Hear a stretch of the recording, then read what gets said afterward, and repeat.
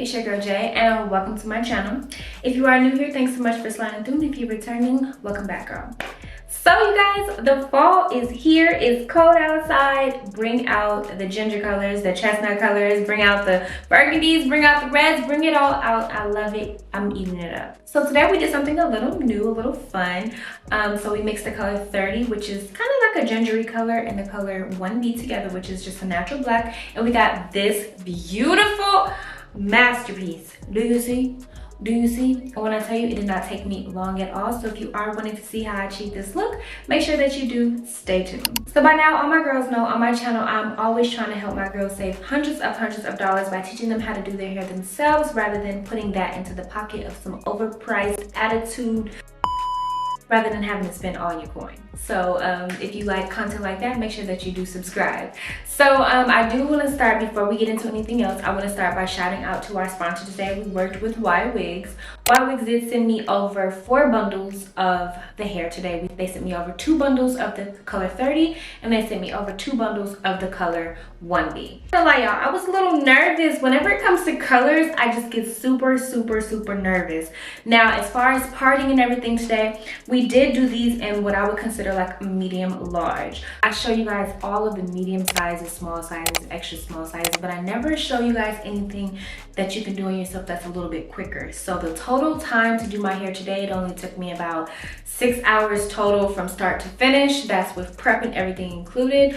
So I did want to show you guys that and see how you can still achieve a really full look, a really like just cute look, and you don't have to stand up or be in front of anybody's mirror for a million kajillion hours. So I do want to say thanks again to Ywigs for sponsoring your girl.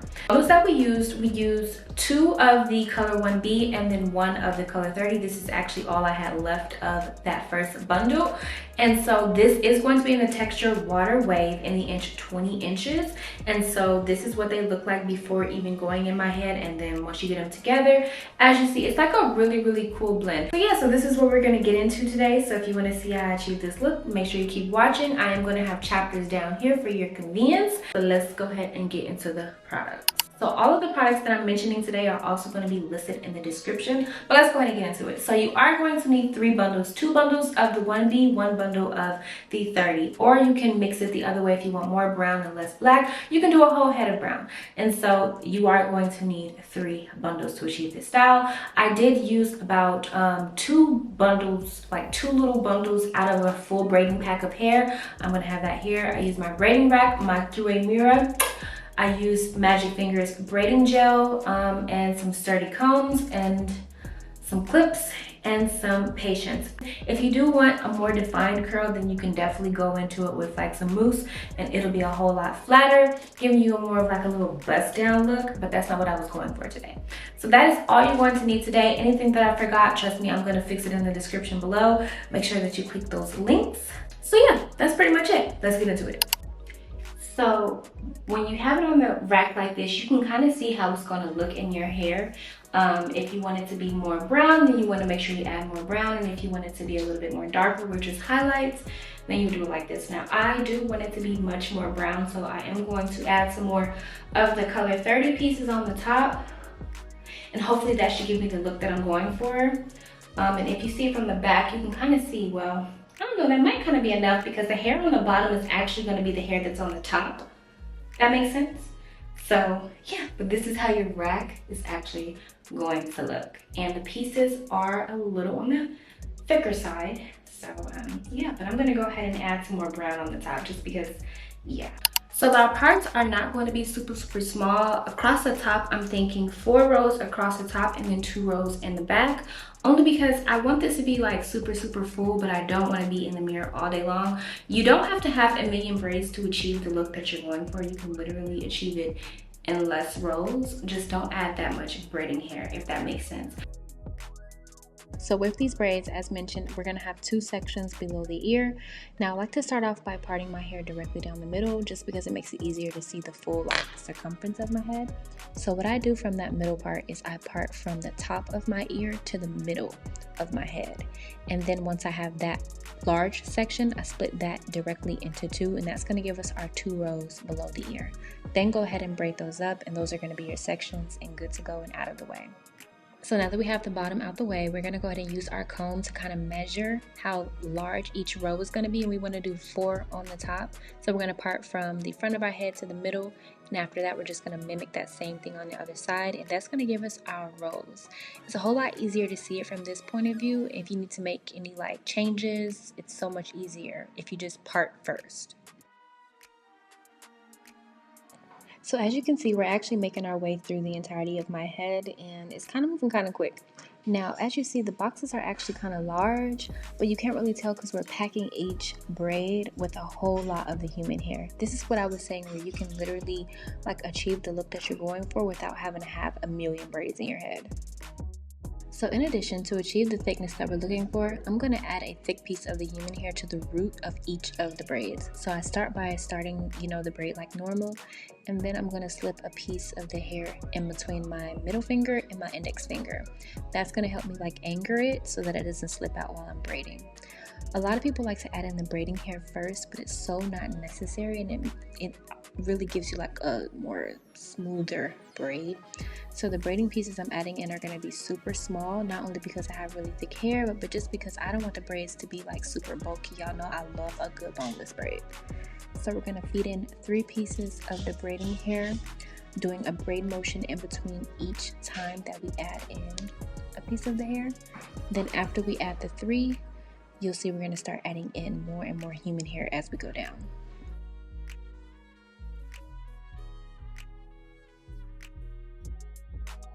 So believe it or not, I actually got a trim right before I done these braids, so my hair is pretty blunt, and I'm also feeding in blunt ends.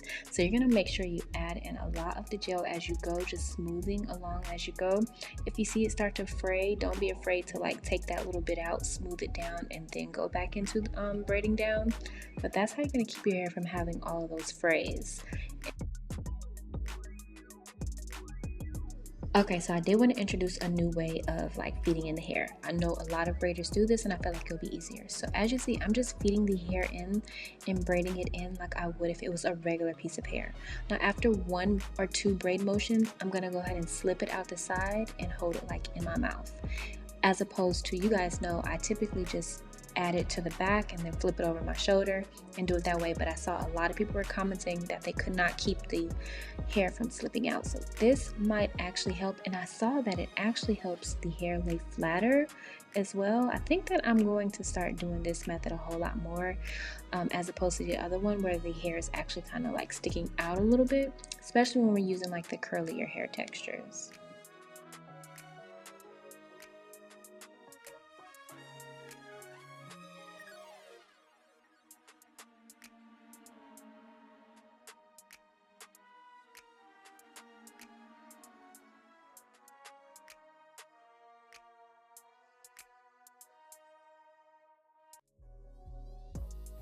So towards the end, in order to get like the curly ends, I'm just gonna braid the hair in like normal. I'm only gonna do 1 piece. You guys know sometimes I do like 3 pieces, but no, I'm only gonna do 1 piece, and I'm just gonna braid it in like normal. As you see, it looks really cohesive. It doesn't look like it got like super chunky at the end all of a sudden.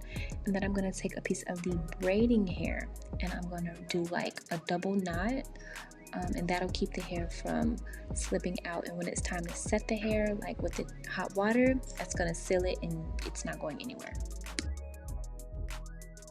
So to make sure that the hair like color is evenly distributed amongst my hair, I'm gonna start alternating in between the brown hair and then the dark hair. So this was a brown piece, and then here was a dark piece. Okay, so in order to complete the look that I'm going for, I'm seeing that every single braid has to have a thick piece of hair at the root. So now that we're at the top, I'm gonna start alternating each braid. So 1 black braid, 1 brown braid, all the way around, and I'm gonna do thick pieces at the root, like super thick. I'm gonna go in on the braid. I'll say about maybe like 8 pieces on each braid, because I really want to start like filling this out. As you see, it's like not super full. I do have about half of the rack left, and hopefully it's gonna end up super full. I'm loving this color blend so far. I have so many different ideas in my head for it, honestly. I'm still trying to decide, do I want it to be super like brown at the top? I'm thinking that I do. But I don't want to like do it and then hate it. I love doing like little challenges with myself. So it's currently 6:04. Let's see how fast we can get this done.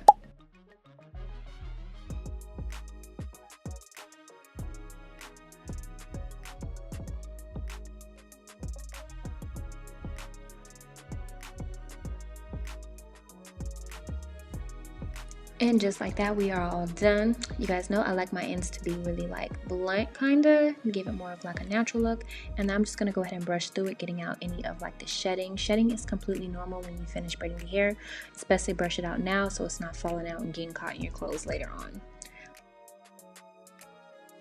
I decided to go ahead and curl the ends, so I'm going to be dipping this in hot water, and I just did a regular little corkscrew looking curl. I think it's going to leave it looking really cohesive. I'm kind of liking the length. I don't know if I want to cut them all to right here, but I kind of do want to cut them all to right here to give it like a long bob type situation. I am going to see Usher tonight, so I don't know. I kind of just want to give something a little different. I might cut it to like right here, give it like a really blunt look, but I don't know yet. I have to see because my natural hair is not here, but it's close. We in that realm, so I don't want to cut my natural hair. Of course, I always say when you're doing this, be extremely careful, and try to, if you have long natural hair, I would recommend try to avoid dipping as much of your natural hair as possible.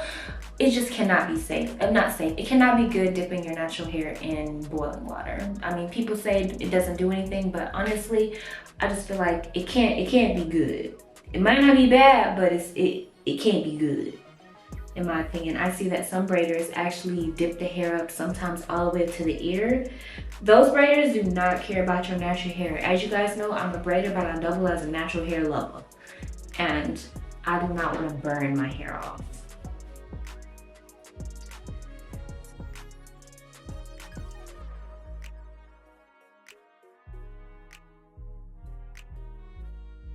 What I'm gonna go ahead and do is I'm gonna gather some of the human hair on the top, and I'm just gonna give it a quick dip into the hot water, just because the hair does feel a little pasty, and I think that is coming from the hair dye, and I don't want it to like get stringy over time. So I'm just gonna collect a bunch of the human hair and then just dunk that into the hot water. Like I said, I'm not going to dunk my natural hair. I'm not comfortable with it. Alright, so I went ahead and dipped the human hair in the hot water, and just like that, as you see, it's much more intact. The curl is a lot more defined, and the good thing about this, like if you want the hair to be more like, if you want the hair to be bigger, or you want more like projection on your hair, all you have to do is just like brush it out. The only edge control that I use, you guys know I used to use Eben or whatever, but as soon as I found out they wasn't for us, they were not for me. All right, and so now we have our final look. I didn't even see what it looks like with the side part. The side part is eating down too. I am just absolutely loving this color. It's perfect for the fall. I think I like the middle part a little better. Perfect for the fall. And then even if you want to do like a half a pat down, still super cute. The color is not too, it doesn't overtake the style too much. I'm not gonna lie, I kind of wish I would have used more color, but hell, I only had a little bit of a bundle left. So if you are wanting more color, I would recommend, instead of using 2 bundles of black and 1 bundle of the brown, 2 bundles of the brown and 1 bundle of the black. Either which way, I hope that this video was super helpful and is an inspiration to you, a good old hair inspo for the fall. Make sure that you do like, comment, and subscribe before you go, and I will see you in the next video. Bye, girl.